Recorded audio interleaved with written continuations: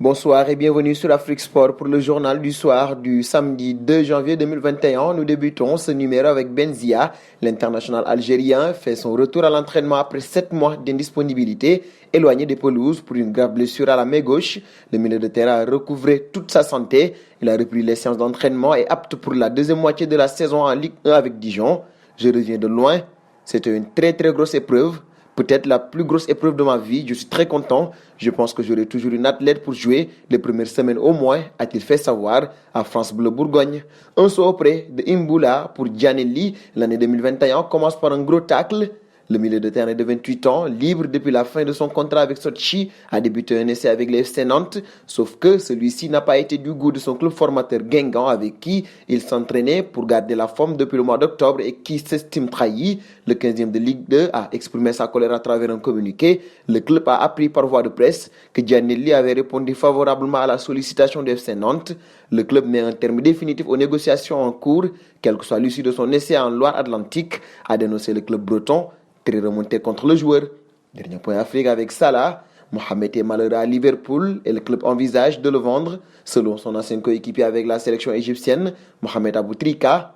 Aboutrika assure que l'une des raisons pour lesquelles Salah est en colère est qu'il n'a pas été nommé capitaine contre Midtjylland en Ligue des Champions au début du mois. Jürgen Klopp ayant donné le brassard au jeune Trent Alexander-Arnold à la place. Lors d'une récente interview avec le média espagnol AS, Mohamed Salah a refusé d'exclure un transfert au FC Barcelone ou au Real de Madrid, expliquant que son avenir est entre les mains des Reds. Au vu de cette situation, sera-t-il prêt à aller au clash?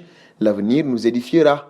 Et nous passons en Italie pour la seconde partie de ce journal du soir. Ici, le Corriere dello Sport, l'un des plus célèbres quotidiens italiens, a fait savoir dans son édition d'aujourd'hui que l'Inter de Milan était en passe de changer de propriétaire. La source a indiqué que le groupe chinois Suning, particulièrement touché par la crise financière liée à la pandémie, a mandaté la banque Rothschild pour trouver de nouveaux investisseurs, mais il s'avère que rien n'est vrai. Le club lombard a publié un communiqué dans lequel il dément ces informations du Corriere dello Sport. Un saut en Angleterre, comme il fallait s'y attendre, les fêtes de fin d'année ont donné lieu à des transgressions des règles sanitaires, notamment du côté de Tottenham. Ce samedi, le tabloïd The Sun a ainsi publié une photo montrant les joueurs Sergio Reguilon, Giovanni Lo Celso et Eric Lamela en train de réveillonner en compagnie de nombreux invités et sans aucun respect des règles de distanciation sociale.